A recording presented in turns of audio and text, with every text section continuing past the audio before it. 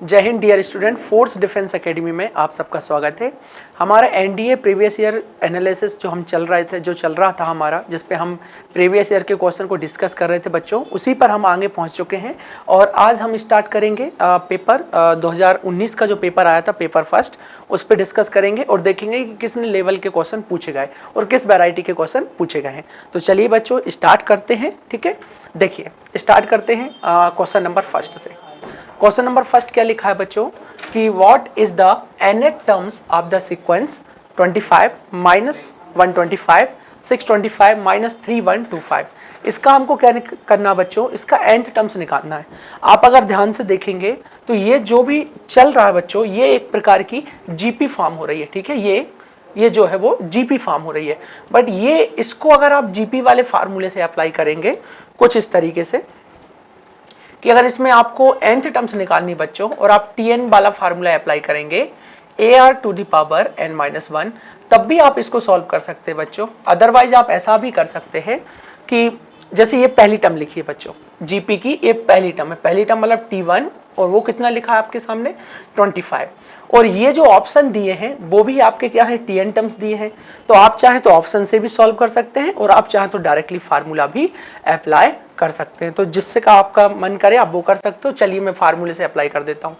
तो ये क्या हो जाएगा बच्चों, देखिए फर्स्ट टर्म क्या है हमारी, फर्स्ट टर्म जो लिखी हुई है वो लिखी हुई है 25 और अब हमको निकालना है कॉमन रेशो। तो कॉमन रेशो हमारा r इज इक्वल टू हो जाएगा second terms divided by first term. तो ये हो जाएगा बच्चों, कैंसिल करने के बाद this is equal to -5। So common ratio हमारे पास कितना आ गया -5 और जो फर्स्ट टर्म है बच्चों वो कितना है हमारे पास 25। अब हमें सिर्फ n टर्म्स निकालना है। सो n टर्म्स का फार्मूला हम लोग अप्लाई करेंगे इधर। तो ये हो जाएगा हमारा tn, okay, tn is equal to ar to the power n-1। ये हो जाएगा बच्चों tn। फर्स्ट टर्म कितना है मेरा, फर्स्ट टर्म है बच्चों 25 और यहाँ पर r जिसका वैल्यू मैंने निकाला वो है -5 की पावर n-1। ये कितना हो जाएगा, ज़्यादा से ज़्यादा हम लोग इसको अगर कैलकुलेट भी करेंगे तो ये हो जाएगा -1 की पावर n-1। और ये जो 25 लिखा है बच्चों, इसको आप लिख सकते हैं 5 की पावर 2 इंटू 5 की पावर n-1। फाइनली जब आप सॉल्व करेंगे तो आपको मिलेगा -1 की पावर n-1 और ये हो जाएगा 5 की पावर n-1 प्लस 2। तो फाइनल आंसर आपके सामने दिखेगा बच्चों -1 की पावर n-1 एंड 5 की पावर n+1। अब आप चेक करिएगा -1 पावर n-1 5 की पावर n+1। सो आपका डी ऑप्शन यहाँ से करेक्ट हो जाएगा ये। सो डी ऑप्शन आपका करेक्ट हो जाएगा यहाँ से। तो पहले का आंसर क्या आ गया बच्चों, डी। चलिएगा आगे बढ़ते। अब सेट थ्योरी से एक सवाल पूछा गया बच्चों, देखते हैं। सेट थ्योरी से अब जो सवाल पूछा गया है उसको देखते हैं। देखिएगा सेट थ्योरी से पूछा गया है, सपोज एक x दिया है बच्चों आपके सामने। x क्या है 1 2 3, x क्या है आपके पास, ये जो दिया है वो x है आपका 1 2 3 4 and r is a relation on a set x। फिर r क्या है, एक रिलेशन डिफाइन की गई है बच्चों x पर और वो जो रिलेशन है वो भी वहां पर डिफाइन करके दिया है। ये हमें बस चेक ये करना है then which one of the following is correct. हमें ये बताना है कि r रिफ्लेक्सिव है, r सिमेट्रिक है या फिर r ट्रांजिटिव है। हमको एक सेट दिया है x, उसी सेट पर क्या है बच्चों रिलेशन डिफाइन की है और रिलेशन डिफाइन करके भी आपके सामने दिया है। आपको बस चेक करना है कि रिलेशन रिफ्लेक्सिव है, सिमेट्रिक है या ट्रांजिटिव है। तो चलिए मैं इसको सॉल्व करता हूं। अब देखिएगा, अब मुझे ये बताइए, अगर मैं बात करता हूं कि r इज रिफ्लेक्सिव, अगर मैं रिफ्लेक्सिव की बात करता हूं तो हम लोग क्या लिखते हैं कि हर पेयर का जितने भी ए में एलिमेंट है बेटा 1 2 3 4, हर एलिमेंट अपने आप से रिलेटेड होना चाहिए। इसका मतलब बेटा 1,1 होना चाहिए, 2,2 होना चाहिए, 3,3 और सिमिलरी वे में 4,4 भी होना चाहिए।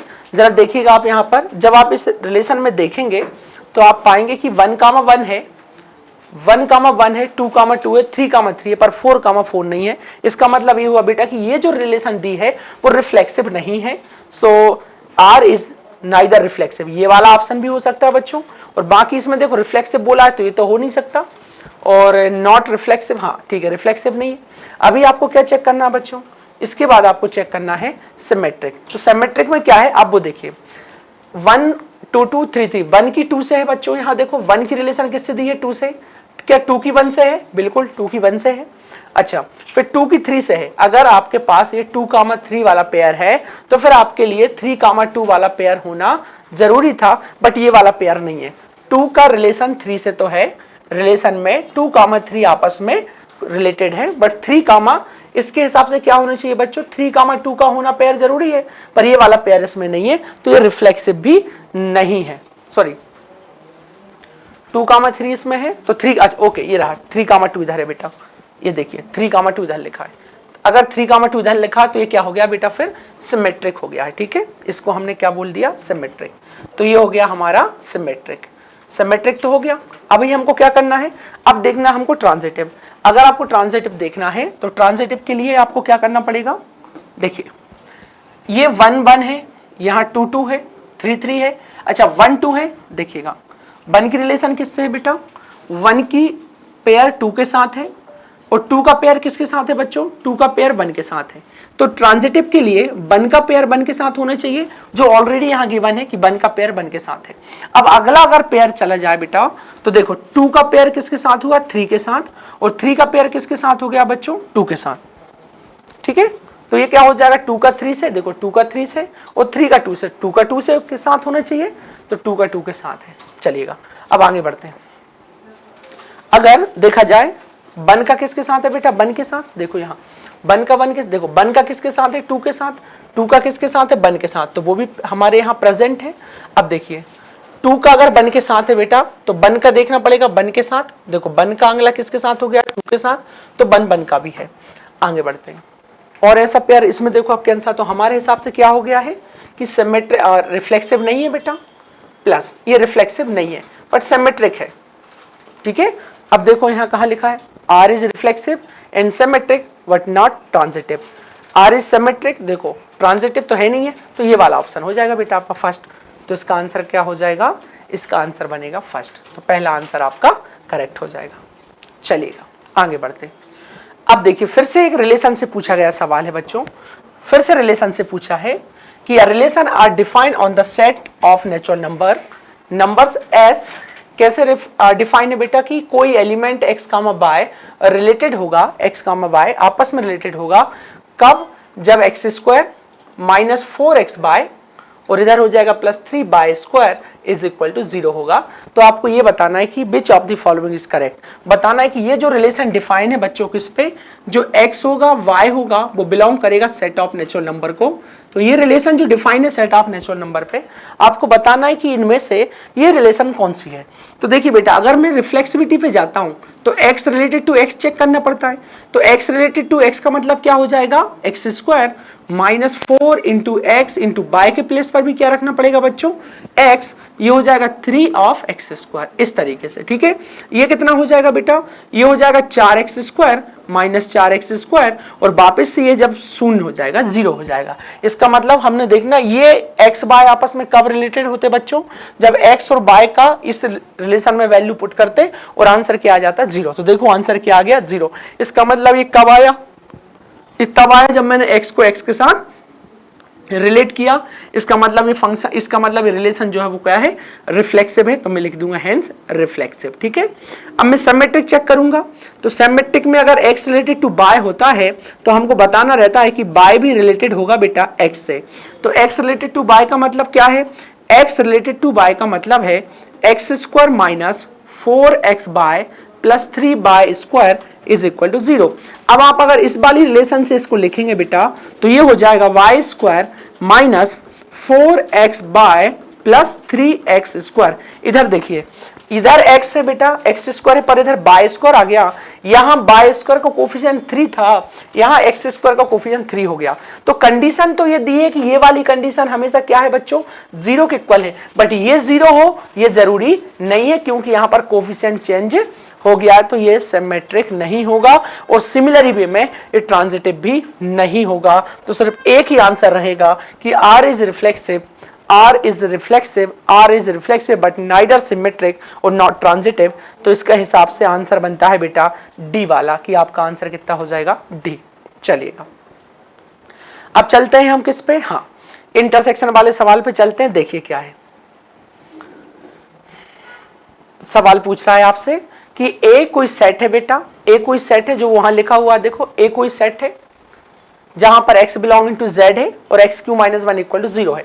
तो देखिए a इक्वल टू लिखा है बच्चों वो सारे कॉम्प्लेक्स नंबर का कलेक्शन सच दैट जिसमें x³ - 1 इज इक्वल टू 0 होगा। इस हिसाब से अगर देखा जाए बच्चों तो a के अंदर आने वाले एलिमेंट 1 होंगे, ओमेगा होगा और ओमेगा स्क्वायर होगा। और अब अगर इसके लिए देखा जाए बच्चों तो ध्यान से आप इस इक्वेशन को सॉल्व करें। देखो b के अंदर जो आने वाले एलिमेंट हैं वो होगा ओमेगा और ओमेगा स्क्वायर। उसका कारण ये है कि अगर आपने x³ - 1 इक्वल 0 को सॉल्व किया तो ये होगा बेटा x³ - 1 इज इक्वल टू 0। इसको सॉल्व करेंगे तो x - 1 होगा और इधर आ जाएगा x² plus x plus 1 is equal to 0। अब इधर ये 0 होगा तो x - 1 0 होगा तो x इक्वल टू आपको 1 मिलेगा। बट जब आप इसको सॉल्व करेंगे बेटा x² x plus 1 equal to 0 को, तो इसके इमेजनरी रूट्स आएंगे जिसमें से पहला कहलाएगा ओमेगा और दूसरा कहलाएगा ओमेगा स्क्वायर। तो इस हिसाब से अब आप ये बताइए कि जो ओमेगा का वैल्यू होता है वो होता है -1 प्लस -i√3 डिवाइडेड बाई 2। अब देखिए कहाँ लिखा है -1 प्लस i√3 डिवाइडेड बाई 2 और -1 i√3 डिवाइडेड बाई 2। तो बी वाला ऑप्शन आपका करेक्ट हो जाएगा कि इसके इंटरसेक्शन में सिर्फ दो ही एलिमेंट आएंगे, एक तो आएगा बेटा ओमेगा, ठीक है, यहाँ दो ही एलिमेंट आएंगे, एक ओमेगा और एक आएगा ओमेगा स्क्वायर। तो आपका ऑप्शन हो जाएगा बी। चलिए हाँ, अब देखिएगा जरा ध्यान से, ये वाला जो सवाल आया है वो आया है कि consider the following statement for two non empty set A and B. देखिए बच्चों मैं आपको एक बात समझा दूं कि जब भी इस तरीके का सवाल बने, मतलब सेट वाले सवाल बने और आपको कोई भी फार्मूला या कैसे भी डिस्ट्रीब्यूशन लॉ या कम्यूटेटिव प्रॉपर्टी कुछ भी लगाते नहीं आ रहा है बेटा, तो बड़ा आसान है। आप एक काम करिएगा, ऐसे सॉल्व इस तरीके क्वेश्चनों को सॉल्व करने के लिए आप अपने मन से दो केस लेके चलना बेटा। एक केस लेके चलना 1, 2 और 3 और एक सेट लेके चलना बेटा आप लोग जैसे अपने मन से दो तरीके की वैरायटी में लेके चलूंगा। यहां लिख के चलना 4 और 5। आप ध्यान से देखिए मैंने ये दोनों सेट लिए हैं, पर दोनों सेट में क्या खास बात है कि इनका इंटरसेक्शन अगर आप लेंगे तो इसका इंटरसेक्शन जो है वो एम्प्टी है। मैंने कैसे सेट ले लिए पहले कि इनका इंटरसेक्शन क्या है, एम्प्टी है। और अगले केस में मैं क्या ले लूंगा कि दोनों सेट लूंगा बेटा, पर दोनों में इंटरसेक्शन कुछ रखूंगा। मैं इंटरसेक्शन कैसा रखूंगा, नॉन एम्प्टी रखूंगा। चलिएगा इसको सॉल्व करते हैं। अब देखो कैसे सॉल्व करना है। इसने बोला है कि A इंटरसेक्शन B, तो रैंडमली मैंने ये दो सेट ले लिए और अब मैं इसकी कहानी को फॉलो करूंगा। बोल रहा है A इंटरसेक्शन B निकालो, तो अगर मैंने A इंटरसेक्शन B निकाला तो मेरा वो एम्प्टी आ जाएगा। फिर निकालना है A, क्या निकालना बेटा, A intersection B complement. B complement का मतलब होता है बेटा कि बी कॉम्प्लीमेंट किससे लेते हैं, यूनिवर्सल सेट से। तो यूनिवर्सल सेट में इन दोनों को मिला के लिख लेता हूं 1, 2, 3 एंड 4, 5, ये मेरा यूनिवर्सल सेट बन गया। तो अगर मुझे अब ए इंटरसेक्शन बी बार निकालना है तो बी कॉम्प्लीमेंट बोलो, तो बी कॉम्प्लीमेंट का मतलब होता है 4, 5 को छोड़कर बेटा ए कितना है 1, 2 और 3, और ये हो जाएगा intersection B complement. B complement का मतलब 4, 5 को छोड़कर तो 1, 2 और 3 मिलेगा मुझे। यहां से 4, 5 को छोड़ूंगा तो अब इन दोनों का इंटरसेक्शन अगर लूंगा बेटा तो मुझे मिल जाएगा 1, 2 और 3, करेक्ट। फिर मुझे क्या निकालना है यहां से, ए बार इंटरसेक्शन बी। तो ए बार का मतलब होता है बेटा यू में से ए को हटा के, तो इसका मतलब यहां मिलेगा मुझे 4, 5 और इंटरसेक्शन कर लूंगा मैं बी के साथ। बी कितना है बेटा 4, 5, तो फाइनली इंटरसेक्शन कितना आ जाएगा, ये 4, 5। अब आप इन सबको क्या करिए, यूनियन के साथ लिखिए। तो इसको और इसको जब यूनियन के साथ लिखोगे तो आपको जो मिलेगा वो मिलेगा बेटा 1, 2, 3, 4 एंड 5, ये मिलेगा। और ये बेसिकली क्या लिखा हुआ है, ए यूनियन बी। इसका मतलब ये हुआ कि ये वाला जो स्टेटमेंट है बेटा, ये वाला स्टेटमेंट आपका करेक्ट है। मतलब फर्स्ट वाला स्टेटमेंट जो है बच्चों वो आपका करेक्ट हो गया है। फर्स्ट वाला एलिमेंट करेक्ट हो गया स्टेटमेंट, है ना। अब सेकंड स्टेटमेंट पे चलते हैं। सेकंड पे अगर चलूंगा तो देखिए सेकंड में क्या लिखा है बच्चों, ये लिखा है ए यूनियन और इधर लिखा हुआ है आपका A complement intersection B complement is equal to A union B होगा, ऐसा। तो अभी हमने ए क्या लिया था, 1, 2, 3 लिखा था, तो लिख देते हैं हम 1, 2, 3। फिर यूनियन ए कॉम्प्लीमेंट कितना हुआ था बेटा 4, 5, इंटरसेक्शन बी कॉम्प्लीमेंट 1, 2, 3 हुआ था, ओके। और ए यूनियन बी कितना है 1, 2, 3, 4, 5। चलिएगा ये कितना हो जाएगा बेटा 1, 2, 3 इधर इंटरसेक्शन क्या आएगा इन दोनों का, इंटरसेक्शन एम्प्टी आएगा, तो ये हो जाएगा एम्प्टी इज इक्वल टू ये हो जाएगा 1 2 3 4 एंड 5। अब देखिएगा जरा, अगर ये इधर हुआ तो इन दोनों का यूनियन कितना आएगा, 1 2 और 3 आएगा, which is not equal to 1 2 3 4 and 5। तो ये दूसरा स्टेटमेंट क्या हो जाएगा, गलत हो जाएगा। अच्छा, अब अगर देखो पहला स्टेटमेंट तो मेरा सही हुआ और दूसरा स्टेटमेंट मेरा गलत हो गया, तो मैं ऑप्शन में टिक कर दूंगा कि इसका फर्स्ट ही सही है। बट बेटा एक काम ऐसा भी हो सकता है कि अगर आपने ये तो कौन सा केस लिया था, जब इन दोनों का इंटरसेक्शन जो है वो एम्प्टी हो, पर एक केस आपको ये भी लेना पड़ेगा कि ए इंटरसेक्शन बी जो है वो नॉन एम्प्टी हो।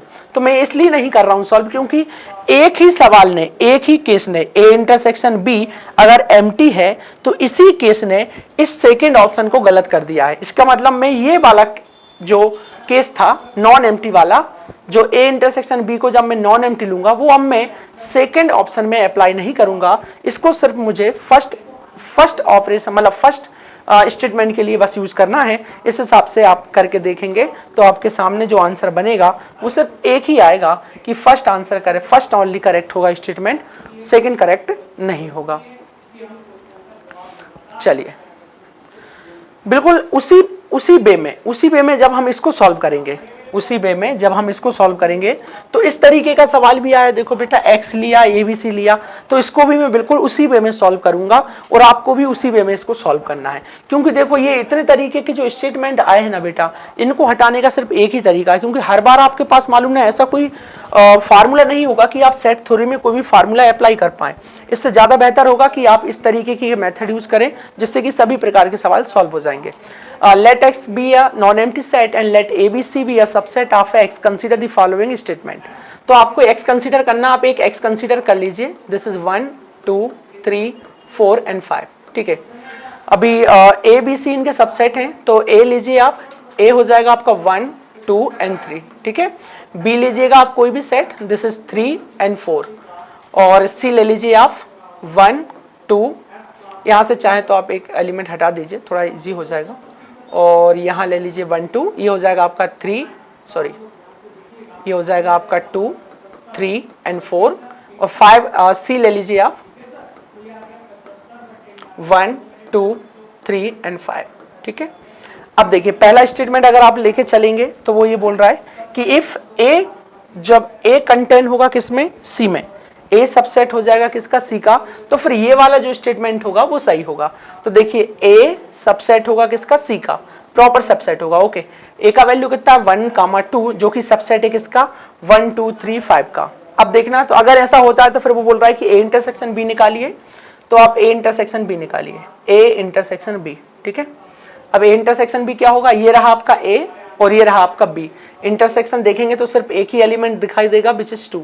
फिर आपको निकालना है कि ये वाली जो स्टेटमेंट होगी या जो वैल्यू होगी वो कंटेन करेगी किसमें, C इंटरसेक्शन B में। C इंटरसेक्शन B क्या है, ये हमारा C है और ये इंटरसेक्शन B है, इन दोनों का इंटरसेक्शन कितना आ जाएगा, ये हो जाएगा सेट 2, प्रॉपर सबसेट है किसका, C इंटरसेक्शन B का। इन दोनों का कॉमन निकालिए, कॉमन जब निकालेगा तो आ जाएगा 2 3, ओके, तो ये आ जाएगा 2 3।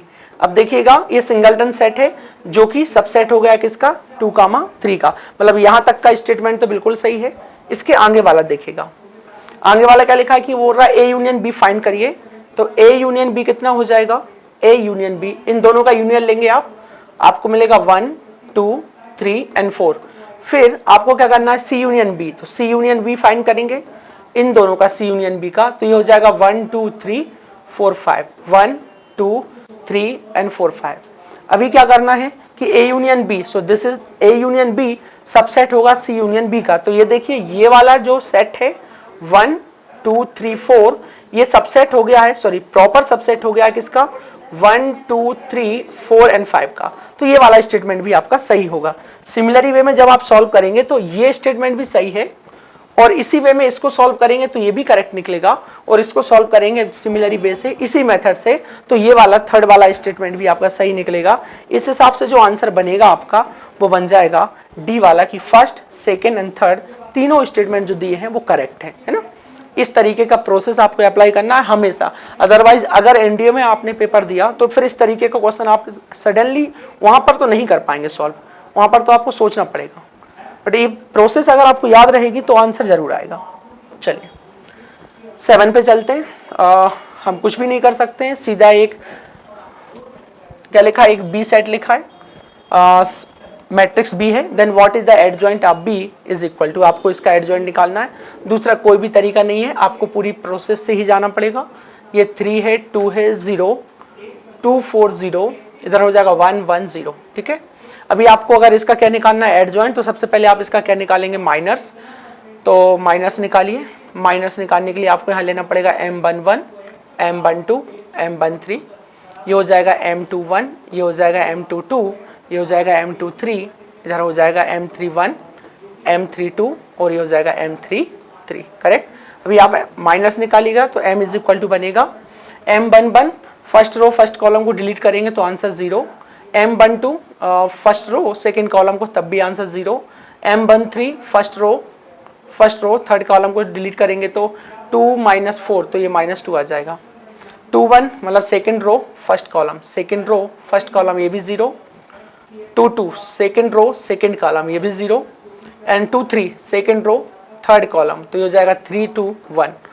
ठीक है, नहीं रुको, कौन सा 2 3, तो 2 and 3 3 - 2 1 ही आएगा। फिर इसके बाद क्या करना है 3 1 तीसरी रो फर्स्ट कॉलम ये 0 और 3 2 तीसरी रो सेकेंड कॉलम ये भी 0 और तीसरी रो तीसरा कॉलम मतलब थर्ड रो थर्ड कॉलम 12 8। ठीक है, ये आ जाएगा 8 इस तरीके से। अभी आपको क्या करना है माइनस अप्लाई करना है इसमें कोफैक्टर बनाने के लिए, तो ये हो जाएगा प्लस माइनस प्लस, तो ये 0 0 -2 एज इट इज रहेगा। ये प्लस है तो माइनस प्लस ये भी 0 एज इट इज, इस पर तो कोई भी फर्क नहीं पड़ेगा। ये हो जाएगा आपका प्लस माइनस प्लस, प्लस के बाद माइनस और प्लस इस तरीके से। ठीक है, फिर इसका आप क्या कर देंगे ट्रांसपोज, जब जैसे ही आप इसका ट्रांसपोज करेंगे तो आपके सामने निकल के आएगा ये एडजॉइंट। ठीक है, तो एडजॉइंट ऑफ ए हो जाएगा आपका, एडजॉइंट ऑफ बी हो जाएगा आपका 0 0 -2। ठीक है, और ये हो जाएगा आपका 0 0 -1 और हो जाएगा 0 0 8। तो इस तरीके से आपका बी का एडजॉइंट मिलेगा जो कि ऑप्शन ए होगा और ये कैलकुलेट होकर आंसर आ जाएगा। ठीक है, 7 पे चलते हैं। What is the roots of the equation. हाँ, अब ये वाला सवाल जो है आपको थोड़ा सा टाइम लगेगा सॉल्व करने में, पर है आसान, कर पाएंगे आप, देखिएगा। What are the roots of the equation. Modulus function साथ में है आपके, ये लिखा है mod x² - x - 6 is equal to x + 2। दो रास्ते हैं, आप पहले रास्ते से चलिए, ज़्यादा बेहतर होगा। अगर मॉड है तो एक बार अपन को पॉजिटिव वैल्यू देगा, एक बार नेगेटिव वैल्यू देगा। तो आप पहले केस 1 लीजिए। केस 1 में अगर आप चलेंगे तो फर्स्ट केस ये हो जाएगा कि मॉड ऑफ x आपको पॉजिटिव वैल्यू दे। अगर ये पॉजिटिव वैल्यू देता है तो ये साइन चेंज नहीं होगा, ये एज इट इज इस तरीके से सॉल्व होगा। ये हो जाएगा x² - 2x हो जाएगा, इधर आके हो जाएगा -8 इक्वल टू 0। ये बन गया क्वाड्रेटिक इक्वेशन। आप इसको सॉल्व करिए तो ये हो जाएगा x² - 4x + 2x - 8 is equal to 0। Finally यहाँ से x कॉमन आएगा, this is x - 4 + 2 x - 4 is equal to 0। Again x + 2 हो जाएगा ये, और ये हो जाएगा बेटा x - 4 इक्वल टू 0। यहाँ से x इक्वल टू 2 मिलेगा और ये 4 मिलेगा। तो दो वैल्यू x की यहाँ से आपने फाइंड की। नेक्स्ट, अगर आप सेकंड केस लेके चलेंगे तो सेकंड केस में आपको क्या करना पड़ेगा, मॉड को नेगेटिव लेके चलिए, तो ये हो जाएगा x² - x - 6 is equal to -x - 2। -x से -x कैंसिल हो जाएगा, ये x² - 6 + 2 मिलेगा। तो फाइनली ये मिलेगा x² - 4 इज इक्वल टू 0। यहाँ से मिलेगा x इक्वल टू 2 और x इक्वल टू -2। अब देखिएगा कितनी वैल्यू आई, एक तो वैल्यू आपके सामने आ गई x की -2, एक आ गई 2 और एक आ गई 4। तो x की कितनी वैल्यू यहाँ पर होंगी 3, एक -2, एक हो जाएगा 2 और एक हो जाएगा 4, -2 2 4। तो इस हिसाब से आंसर बनता है आपका डी वाला, ये डी वाला ऑप्शन हो जाएगा। ठीक है, चलिएगा। ठीक है, मैट्रिक्स से सवाल है, आसान है। देखिए, एक मैट्रिक्स है A is equal to backward diagonal matrix है 0 1 1 0। ठीक है, अगर ये बैकवर्ड डायगोनल मैट्रिक्स है देन मैट्रिक्स A इज, अब आपको बताना है कि ये सिंगुलर मैट्रिक्स होगी या इनवोल्यूटरी होगी, निलपोटेंट होगी, या फिर आइडेम्पोटेंट होगा। तो ये कुछ भी चेक करना हो आपको ए स्क्वायर तो निकालना ही पड़ेगा, ए इंटू ए तो करना ही पड़ेगा। ए इंटू ए आपका ए स्क्वायर हो जाएगा, इसको फाइंड करिए। 0 1 1 0, ये हो जाएगा 0 1 और ये 1 0, कैलकुलेट करेंगे मल्टीप्लाई तो ये 0 और ये हो जाएगा 1, इधर करेंगे तो 0, इधर करेंगे तो 0, इधर करेंगे 0, ये हो जाएगा 0 और इधर 1। आइडेंटिटी मैट्रिक्स आई, मतलब जब भी किसी मैट्रिक्स का स्क्वायर करने पे आई मिलता है तो फिर वो क्या बन जाती है, इनवोल्यूटरी। तो इस हिसाब से ऑप्शन क्या बनेगा बेटा, आपका बी वाला ऑप्शन बन जाएगा। आसान से सवाल था, कोई डिफिकल्टी नहीं है। हाँ, जब डिफिकल्टी आएगी तो जरूर बताया जाएगा, ये तो बहुत ही आसान है। चलिए क्या लिखा हुआ है, एक मैट्राइसिस लिखी हुई है 6 + 11i के इक्वल है, then what are the value of x and y। कुछ भी नहीं है, आपको इसको सॉल्व भी करना है और कंपैरिजन करके x y की वैल्यू निकालनी है, दूसरा कोई रास्ता भी नहीं बन सकता है। चलिए तो इसका डिटरमिनेंट फाइंड करिए, ये हो जाएगा x इस तरीके से, इधर आ जाएगा बेटा आपका -i और ये हो जाएगा फार्मूले का माइनस, और ये हो जाएगा 2 आयोटा स्क्वायर प्लस हो जाएगा इस तरीके से। इधर जो आएगा बेटा माइनस लिखा हुआ है तो प्लस माइनस प्लस हो जाएगा, ये 3i हो जाएगा, ये और ये डिलीट होगा। इधर आ जाएगा -yi और ये फार्मूले का माइनस, बट 0 है तो 0 कर देगा, तो ये प्लस माइनस प्लस, अगला आएगा प्लस, इधर आ जाएगा आपका आई थिंक ये 1 है, ये 1 हो जाएगा। तो अभी ये वाला कॉलम, ये वाली रो को आप डिलीट करेंगे तो यहाँ से मिलेगा आपको 2yi, ठीक है, 2yi और यहाँ से 0 हो जाएगा, तो ये मिलेगा आपको 6 + 11i। सॉल्व करिएगा, ये हो जाएगा -x आयोटा प्लस 2x, इधर हो जाएगा माइनस और ये हो जाएगा प्लस, क्योंकि आयोटा स्क्वायर -1, तो ये हो जाएगा 3y, ओके। और इधर से मिल जाएगा आपको 2/i = 6 + 11i। सॉल्व करना है इमेजिनरी पार्ट को इमेजिनरी पार्ट के पास रख के, तो ये मिलेगा आपको 2x + 3y प्लस यहाँ से मिलेगा आपको 2y -x और ये iota, this is equal to 6 + 11i। अभी आप सॉल्व करिए, कंपैरिजन करेंगे आप कॉम्प्लेक्स नंबर से, तो आपको मिलेगा यहाँ से 2x + 3y, ये इक्वल हो जाएगा आपका 6, और यहाँ से मिलेगा बेटा -x + 2y और ये बनाएगा आपका 11, ठीक है। अब एलिमिनेट करना है और x और y की वैल्यू मिल जाएगी। ज़्यादा सही होगा कि आप -3 रख के देखिए, अगर 0 होता है तो ये भी एक ऑप्शन हो सकता है, अदरवाइज सॉल्व करिए। तो ये हो जाएगा 2x + 3y = 6, 2 का मल्टीप्लाई इधर करिए बच्चों तो -2x, ये हो जाएगा 4y = 22, प्लस करिए तो ये कैंसिल हो जाएगा, ये 7y हो जाएगा और ये हो जाएगा आपका 28, तो यहाँ से y का वैल्यू मिल जाएगा आपको 4। देखिए y का वैल्यू 4 कहाँ है, दो ऑप्शन है, a भी हो सकता है b भी। y का वैल्यू पुट करिए, x का भी निकालना पड़ेगा, -x, y का वैल्यू 4 पुट करेंगे तो ये हो जाएगा 8 = 11, जगह -x = 11 - 8 तो हो जाएगा -x = 3, तो x वैल्यू आ जाएगा -3। तो x की दो वैल्यू है यहाँ पर, एक है -3 और y की वैल्यू है 4, तो ये हो गया ऑप्शन फर्स्ट करेक्ट, ठीक है। आसान था, कोई जल्दबाजी नहीं करनी थी। हाँ, जो ज़्यादा सही रहेगा, हाँ ये एक अच्छे लेवल का सवाल है, इसमें आपको सोचना पड़ सकता था कि the common roots of the equation z³ + 2z²। देखिए यहाँ पर एक क्यूबिक इक्वेशन है in form of complex number 2z² + 2z + 1 = 0। वहीं पर दूसरी इक्वेशन दी है z, उसकी पावर 2017 + 2z⁻2018 + 1 = 0, इस तरीके से। हाँ, अगर आप इसको मेथड से सॉल्व करते चलेंगे तो बहुत टाइम लगेगा, इसलिए ज़्यादा बेहतर होगा कि आप ये समझें कि अगर एक कॉमन रूट्स निकालना है, और वो जो रूट्स दिए हैं बच्चों वो ये दिए हैं चारों ऑप्शन में, ठीक है, ये रूट्स दिए हैं, और रूट्स क्या करते हैं, गिवन इक्वेशन को सेटिस्फाइड करते हैं। तो अगर इस वाले रूट्स ने, जैसे सपोज मैंने फर्स्ट वाला ऑप्शन पिक किया, मैंने -1 उठाया और ओमेगा उठाया, अगर ये दोनों इक्वेशन को सेटिस्फाइड करेगा तो ये दोनों, ये आंसर हो जाएगा। अगर किसी एक इक्वेशन को सेटिस्फाइड करेगा तो हम इसको बोल देंगे कि तुम आंसर नहीं हो सकते, ठीक है। चलिए तो उठाइए, -1 पुट करिएगा, -1 देखो -1 और 1 है, तो -1 यहाँ पुट करके देखिए इस इक्वेशन में, तो ये मिलेगा -1, यहाँ से मिलेगा बेटा 2 और यहाँ से मिल जाएगा आपको -2, ये मिल जाएगा +1, तो ये तो पूरा कैंसिल हुआ, ठीक है। इसका मतलब -1 ने सेटिस्फाइड किया और -1 ने इसको सेटिस्फाइड किया, तो इसको भी करना ही चाहिए। अब -1 जब आप यहाँ रखेंगे तो ये ऑड पावर है, तो ये -1 आएगा, यहाँ पर ये +1 आएगा, इवन पावर है, और ये हो जाएगा कितना +1। इसका मतलब ये इसने सेटिस्फाइड इसको नहीं किया, तो -1 तो बन ही नहीं सकता आंसर, मतलब ये भी खत्म हो गया। और 1 रखेंगे तो ये 0 नहीं करेगा, तो ये खत्म हो गया, ये भी खत्म, सिर्फ लास्ट के बचता है फिर तो लास्ट ही ऑप्शन हो गया, क्योंकि -1 ने ही काम कर दिया और 1 इसको सेटिस्फाइड नहीं करेगा क्योंकि पूरा फंक्शन ही पॉजिटिव है, तो यही खत्म हो गया। ओमेगा और ओमेगा स्क्वायर ही आंसर बनेगा बेटा, ठीक है। सो डी वाला ऑप्शन हो गया, आपको मेहनत ही नहीं करनी पड़ी। चलिए, हाँ, ये कॉम्बिनेशन से पूछा गया सवाल है, बहुत आसान सा है, पिद्दी सा सवाल है, आप कोशिश करेंगे तो कर पाएंगे। देखिए ये जो भी लिखा हुआ है वो लिखा हुआ है 20Cn+2 और ये इक्वल है बेटा कितना, 20Cn-2। एक फार्मूला जो हमेशा चलता है NCr1 = NCr2, आप लिखते हैं R1 + R2 = N, बस यही फार्मूला आपको याद अप्लाई करना है।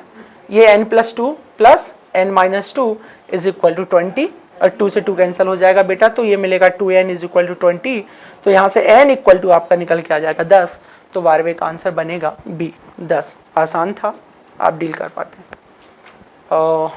ठीक है, परम्यूटेशन से पूछा गया सवाल है।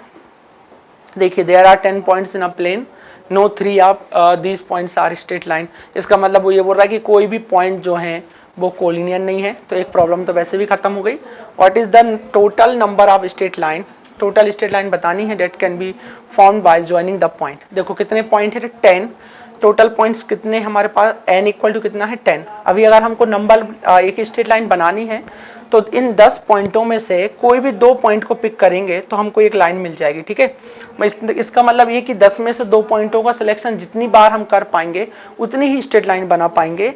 सो 10 में से सिर्फ 2 पॉइंटों को सिलेक्ट करना है, यही बन जाएंगी हमारी number of straight line, number of straight line. Solve करिएगा, ये हो जाएगा 10 × 9 डिवाइडेड बाय 1 × 2, ये हो जाएगा 2 5 जा 9 5 जा 45। तो ये टोटल बनने वाली स्ट्रेट लाइन जो होंगी वो 45 होंगी। आसान सवाल था, आप डील कर सकते थे। हाँ, ये एक अच्छे लेवल का सवाल है, इसको सॉल्व करने में थोड़ा आपको सोचना पड़ेगा। देखिए एक क्वाड्रेटिक इक्वेशन है आपके पास जिसमें लिखा हुआ है कि px² + q of x + r = 0 और ये इंस्ट्रक्शन दिया है कि p, q और r ये पॉजिटिव है, ठीक है। सो जो कोफिशिएंट है वो पॉजिटिव नंबर है। फिर पूछा जाता है कि has distinct real roots a and b, इसके पास कितने रूट्स हैं, एक a है और एक b है जो कि डिस्टिंक्ट है। Which of the following is correct, इन चारों ऑप्शन में से देखना है बेटा कि कौन सा सही है। काम करिएगा, अगर एक रूट्स a है और एक रूट्स b है तो ये बात आप जानते हो कि अल्फा प्लस बीटा है वो -b/a होता है, ठीक है। बट यहाँ पर अल्फा की जगह उसने क्या दिया है a और बीटा की जगह दिया है b जो कि होता है -b/a, तो ये हो जाएगा -q/p। तो एक कंडीशन तो आपके सामने यहाँ से मिलेगी और अगली कंडीशन आपको मिल जाएगी a × b से जो कि हो जाएगा r/p। बस इतना तो हर स्टूडेंट कर लेगा, बट इसके बाद आपको लॉजिक अब ये है, देखिएगा समझिए, ये सेकंड हो गया और ये फर्स्ट हो गया। अब अगर आप इसमें दिमाग लगाएंगे तो ये होगा, देखना उसने बोला है कि r और p एंड q ये सब के सब कैसे हैं, पॉजिटिव हैं। तो अगर r पॉजिटिव है और p पॉजिटिव है तो r/p भी कैसा हो जाएगा, 0 से ग्रेटर हो जाएगा। और r/p अगर 0 से ग्रेटर है इसका मतलब ये हुआ कि जो a × b है, a × b which is greater than 0। अब देखिएगा, अगर दो नंबर जो कि बिल्कुल डिस्टिंक्ट है अगर उनका प्रोडक्ट 0 से बड़ा है तो ये आपको ये बताएंगे कि या तो a भी पॉजिटिव हो और b भी पॉजिटिव हो, तभी पॉसिबल होगा कि उनका प्रोडक्ट 0 से बड़ा होगा।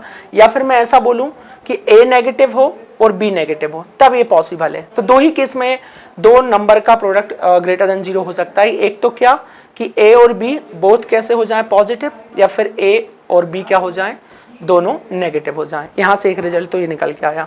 और दूसरा कंडीशन कहाँ से निकल के आएगा, इससे कि a + b - q/p लिखा है, तो इसको देखिएगा। इसका मतलब ये वाला डेटा क्या हो गया है, ये वाली चीज हो गई है नेगेटिव। इसका मतलब a + b जो है उसका आंसर आ रहा है कैसा बेटा, नेगेटिव। तो अब बताइए, अगर ये वाला पहला केस उठा के चलेंगे आप कि a भी पॉजिटिव है b भी पॉजिटिव है तो उनका सम फिर नेगेटिव कभी नहीं आएगा। इसका मतलब ये वाली बात फिर गलत हो जाएगी। तो सिर्फ हम एक ही केस बचता है बेटा कि a को भी नेगेटिव लेना पड़ेगा और b को भी नेगेटिव, तभी इनका प्रोडक्ट क्या होगा, नेगेटिव क्वांटिटी का मल्टीप्लाई नेगेटिव क्वांटिटी से होगा तो पॉजिटिव मिलेगा, और नेगेटिव को नेगेटिव के साथ प्लस करेंगे तो जो आंसर आएगा वो भी नेगेटिव आएगा। इसका मतलब सिर्फ और सिर्फ एक ही ऑप्शन बचता है बी, कि ए को नेगेटिव होना पड़ेगा और बी को नेगेटिव होना पड़ेगा, तब जाके आपकी ये कंडीशन ट्रू होगी। तो 14 का जो आंसर बनता है बेटा वो ही बी है। ये सोचने वाला सवाल था, अच्छा था। हाँ, अब देखिएगा, अब पूछा गया है कि एक सेट है, सेट ए है बेटा, उस सेट ए में एलिमेंट है एक लैम्डा, अगला एलिमेंट खुद एक सेट के फॉर्म में है जिसमें लैम्डा और न्यू है, ओके। और इसके पावर सेट पूछा है ए का। ए का पावर सेट बनाना है, मतलब पहले तो आपको क्या करना पड़ेगा, इसके सबसेट बनाने पड़ेंगे। तो इसका सबसेट एक हो जाएगा लैम्डा, एक हो जाएगा एम्प्टी सेट, और एक खुद हो जाएगा यही सेट, ठीक है। सो लैम्डा और ये हो जाएगा न्यू लैम्डा, और एक होगा बेटा इसका, तो ये हो जाएगा लैम्डा और न्यू, ये सबसेट बन गया। और इसी का सेट एक पावर सेट होगा। तो इस हिसाब से बनने वाला आंसर जो होगा वो हो जाएगा आपका, एक तो एम्प्टी रहेगा बेटा, एक ये वाला रहेगा, और ये समझ में नहीं आ रहा है क्या लिखा हुआ है। अच्छा हाँ ठीक है, एक ये लिखा है और एक वो खुद सेट होगा, इन दोनों का होगा, ठीक है, ये होगा, ठीक है। कितने बनेंगे, 2, 2 की पावर 4 बनेंगे। तो 2 और 4, ये वाला ऑप्शन हो जाएगा बी वाला, ठीक है। चलिए ठीक है, क्या आ गया, हाँ, आप सेट थ्योरी से सवाल पूछा है। देखिए क्या पूछा है, in a school all the student play at least one of 3 indoor games, chess, carrom and table tennis. तो सबके बारे में दिया है बेटा कि जो 60 हैं वो चेस को खेलना पसंद करते हैं या खेलते हैं, जो भी है, ठीक है। और 50 जो हैं वो टेबल टेनिस हैं, और 48 जो हैं वो कैरम है। बाकी सबका दिया है ना, कॉमन का भी दिया है। सबसे इम्पोर्टेंट चीज़ तो ये है कि what can be the minimum number of student. बस ये वाली एक बात आपको याद रखना है बेटा कि वो मिनिमम नंबर ऑफ स्टूडेंट पूछ रहा है। क्या पूछ रहा है, मिनिमम नंबर ऑफ स्टूडेंट पूछ रहा है। बस ये बात आपको हमेशा याद रखनी है सेट थ्योरी में। जैसे ही कुछ भी अलग से चेंजेस कोई भी सवाल पूछे तो आपको ध्यान रखना है क्या करना है। देखिए, अगर मिनिमम नंबर ऑफ स्टूडेंट पूछा है तो इसका मतलब आपको क्या करना पड़ेगा, यहाँ जो भी आपका इंटरसेक्शन होगा बेटा, A intersection B intersection C, जब भी इन तीनों का इंटरसेक्शन 0 होगा तभी हम बोलेंगे कि ए यूनियन बी में, ये वाली बात मैंने आपको कई बार बताई है, समझाया भी है, A union B union C जो होगा वो क्या हो जाएगा, मिनिमम स्टूडेंट रखेगा, मिनिमम होगा। तो जब ये मिनिमम होगा तब कब होगा, जब इसका इंटरसेक्शन क्या हो जाएगा, तीनों का 0। तो जाहिर सी बात है, अब तो आप कर भी लेंगे इसको। अगर मुझे A union B union C find करना है तो अब डेफिनेटली आप ये वाला फार्मूला अप्लाई करेंगे, n A n B n C, ये हो जाएगा बेटा minus n A intersection B, ये हो जाएगा minus n B intersection C, ये हो जाएगा minus n C intersection A, और बाकी इंटरसेक्शन तो बेटा क्या हो गया, 0। सो एन ए कितना गिवन है आपको, अब देख लीजिए आप, यहाँ पर लिखा हुआ है 60, यहाँ पर लिखा हुआ है बेटा 50, और नेक्स्ट कितना है 48, और फिर माइनस अगला कॉमन कितना है बेटा, इस 12 लिखा हुआ है, फिर लिखा हुआ है -15, फिर लिखा है 20। वैसे इसको सॉल्व करिए और आपको आंसर मिल जाएगा। तो ये हो जाएगा आपका 8, और यहाँ से मिलेगा आपका 10 15, ये हो जाएगा 158, माइनस यहाँ से आप जब इसको प्लस करेंगे बेटा तो ये हो जाएगा 7 और 2 4 47। तो यहाँ से आंसर फाइनली मिलेगा 1 और 5 में 1 1 1 1 1 मिलेगा। तो बी वाला आपका ऑप्शन हो जाएगा। बस आपको इतना सा याद रखना है, जैसा मैं बोला कि बस इतना होना चाहिए कि आपको जब भी कोई इस तरीके का क्वेश्चन पूछे मिनिमम वाला, तो आपको ये केस याद होना चाहिए जो मैंने समझाया था, ठीक है। चलिए इसी में आगे बढ़ते हैं। तो पूछा है कि what can be the maximum number of student. देखो ये वही आया इसका दूसरा, बिल्कुल क्या करना है, अगर मैक्सिमम पूछा है, जब आपसे A union B union C का मैक्सिमम पूछा जाए तो हम उसके केस में क्या करते हैं कि इन तीनों का जो इंटरसेक्शन होता है वो लेते हैं। तो A intersection B intersection C का मैक्सिमम कितना होगा, मैक्सिमम इंटरसेक्शन कितना हो सकता है, ये देखिए आप। तो अब देखिए यहाँ पर अगर अपन ने लिखा था तो कहाँ गया, सबका कॉमन लिखा है बेटा, है ना, सबका कॉमन लिखा, मतलब देखना ये चेस और कैरम का कॉमन कितना है 12, अगला कितना कॉमन है बेटा 15, और अगला कितना कॉमन है 20। इसका मतलब अगर देखा जाए तो तीनों में मैक्सिमम कॉमन कितने बन सकते हैं, सिर्फ 12, क्योंकि जो मिनिमम होता है वही मैक्सिमम बनेगा इंटरसेक्शन में, ठीक है। तो आप 12 ही कॉमन ले सकते हैं। तो बस अब अगर आपको ए यूनियन बी का मैक्सिमम चाहिए तो A union B union C का अगर बेटा आपको मैक्सिमम चाहिए तो आप लिखेंगे n of A plus n of B plus n of C, ये हो जाएगा माइनस एन ए। तो अभी तो सॉल्व किया था शायद 158 आया था, ये 158 था, और माइनस यहाँ कितना आया था यहीं कर लेते हैं। देखिए ये लिखा है 158 47, बट प्लस में क्या आता है यहाँ पर हमारा, प्लस में आता है A intersection B. So A intersection plus B intersection में जो प्लस करोगे तो प्लस कितना हो जाएगा बेटा 12, इससे ज़्यादा तो नहीं हो पाएगा। ठीक है, तो ये हो जाएगा आपका 12, फाइनली ये आपका बन के आएगा 3 2 और 1, 123 आंसर होना चाहिए। तो देखिए 123 ये वाला बी वाला ऑप्शन हो जाएगा। इस तरीके से सेट थ्योरी का सवाल पूछा गया था। 17 के बाद आगे बढ़ते हैं, 18 पे चलते हैं। 18 में लिखा है कि if A is identity matrix, अगर ए आइडेंटिटी मैट्रिक्स है तो अगर ए आइडेंटिटी होती है तो इस तरीके से हो गया। अच्छा 3/3 की 1 0 0 0 1 0 और ये 0 0 1, अगर ये 3/3 की आइडेंटिटी मैट्रिक्स है और अगर आप इसका ए इनवर्स फाइंड करेंगे तो जाहिर सी बात है वापस से ये खुद एक आइडेंटिटी बनेगी। ये तो आपने कई बार ऑपरेट किया है।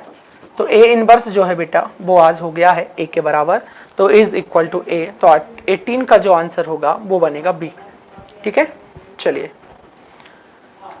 19 पे चलते हैं। A is a square matrix of order 3। तो अगर कोई स्क्वायर मैट्रिक्स है ऑर्डर 3 की, तो ये एक मैट्रिक्स हो गई ए जिसका ऑर्डर क्या है 3/3। सो यहाँ से आपको मिलेगा n/n, दैट इज आपको n का वैल्यू मिलेगा यहाँ से 3। फिर बोलता है कि ए का डिटर्मिनेंट, मतलब डिटर्मिनेंट ऑफ ए का डिटर्मिनेंट कितना है 4 है। फिर उसने पूछ लिया है कि what is the determinant of it transpose. अच्छा ये तो आपको पता है कि मैट्रिक्स ए का डिटर्मिनेंट हमेशा उस मैट्रिक्स के ट्रांसपोज के बराबर होता है, तो फिर उसका डिटर्मिनेंट 4 ही रहेगा, चेंज तो कभी नहीं होगा। चलिए ठीक है, 19 के बाद चलते हैं 20 पे। हाँ ये पीएनसी से पूछा गया सवाल है बेटा, देखते हैं ट्राई करते हैं क्या लिखा है कि 6 प्रोग्रामर्स हैं एंड 4 टाइपिस्ट हैं and office want to require 5 peoples, what is the numbers of ways this can be done so as to require at least 1 typist. अच्छा देखो बेटा क्या चाहिए, कम से कम एक टाइपिस्ट चाहिए। कमेटी वाली प्रॉब्लम है, वैसे भी आपसे डिस्कस की थी जब भी कमेटी वाली प्रॉब्लम आती है। कितने चाहिए हमको, 5 पीपल की कमेटी बनानी समझ लो, और उसने बोला है कि कम से कम एक टाइपिस्ट का होना ज़रूरी है। तो देखिए टाइपिस्ट कितने हैं 4, तो 4 में से एक तो आपको लेना पड़ेगा क्योंकि रिक्वायरमेंट है इसकी, है ना। कमेटी बनानी है तो कमेटी अभी हमने कितना सेलेक्ट किया, सिर्फ एक ही इंसान को सिलेक्ट किया है। अभी हमको और चाहिए कितने, 4 पीपल और चाहिए। तो बचे हुए 6 में से हम कितना ले लेंगे बेटा, ये 4 ले लेंगे। या तो ऐसा करिएगा, एक कैसे बन सकता है, पर एटलीस्ट 1 का मतलब ये कि आप जरूर एक तो आपको लेना है। तो ऐसा भी हो सकता है कि आपने टाइपिस्ट 2 लिए हों और बाकी 6 में से कितने ले लिए हों, 3। या फिर केस क्या बनेगा बेटा कि 4 में से आपने कितना लिया हो, 3 टाइपिस्ट लिए हों और रिमेनिंग 6 में से कितने पर्सन ले लिए हों, 2। या फिर अगला केस क्या बनेगा कि 4 टाइपिस्ट में से 4 ही टाइपिस्ट ले लिए हों आपने, और जो 6 है उसमें से अब बेटा एक ही एलिमेंट लिया, मतलब एक ही पर्सन को सिलेक्ट किया हो। इस तरीके का केस बनेगा। आप कैलकुलेट करेंगे तो शायद आंसर आएगा। ठीक है, देखते हैं इसको। अगर कैलकुलेट करेंगे तो 4C1 तो कितना होता है आपका 4 इंटू 6C4 का मतलब हो जाएगा बेटा फैक्टोरियल 6, या फिर ऐसे करिए, वो फार्मूला चाहे तो आप अप्लाई कर सकते हैं, NCR is equal to NCN-R, ऐसा है ना। तो जो 6C2 लिखा हुआ है उसको लिख दूंगा 6C2 ऐसा, क्योंकि 6 में से 4 जाएगा 2 जाएगा, ठीक 2 बच जाएगा, प्लस यहाँ बन जाएगा 4C2। इसको सॉल्व कर लेते हैं, इसको भी सॉल्व करते ही चलते हैं। 6C2 का मतलब कितना हो जाएगा 6 इंटू 5 1 इंटू 2। अगेन इसको सॉल्व करेंगे आप तो ये 4 इंटू 3 इंटू 1 इंटू 2, और ये हो जाएगा बेटा 6 इंटू 5 इंटू 4, और इधर बनेगा 1 2 3। फिर इधर सॉल्व करेंगे तो ये बन जाएगा आपका 4 3 2, इधर 1 2 3। ठीक है, इधर बनेगा 6। अच्छा 6C2 तो निकाल ही लिया ना, हाँ तो 6 इंटू 5 अपॉन 1 इंटू 2, और लास्ट बनेगा बेटा 1 इंटू 6C1 होता है 6। अब सॉल्व करिएगा 2 3 जा, ये 60 हो जाएगा, ये हो जाएगा बेटा 6, और ये हो जाएगा आपका 20। ठीक है, प्लस ये और ये ख़त्म, यहाँ से 2 3 जाइए, और 5 3 15 चौके 60, ये 60 हो जाएगा बेटा, प्लस 6 हो जाएगा। अब देखते हैं 120 तो ये हुआ, और 120 ये हो गया, अच्छा दूनी 12, ठीक है, और प्लस 6 हो गया, पता नहीं आ रहा है कि नहीं, कुछ अजीब ही हो गया। ये हो जाएगा 6 ये हो जाएगा 4 और हो जाएगा 2 246। हाँ आ गया, ये रहा। तो इसका आंसर कितना हो जाएगा बेटा 246। इस तरीके से ये 20 क्वेश्चन कंप्लीट होते हैं। बाकी जो क्वेश्चन है हम अगली क्लास में डिस्कस करेंगे। ये 2019 का पेपर जो पूछा गया ज़रा डिफिकल्ट पेपर नहीं पूछा गया, पर ठीक है आसान था, आप चाहें तो डील कर सकते थे। एक ये भी है, इसको हम बाद में डिस्कस करेंगे, ठीक है। मुझे नहीं लगता कि कोई क्वेश्चन ऐसा होगा जो परेशान कर रहा होगा आपको, ठीक है। कोशिश करिएगा कि आपसे बन जाए, ठीक है। थैंक यू स्टूडेंट, जय हिंद।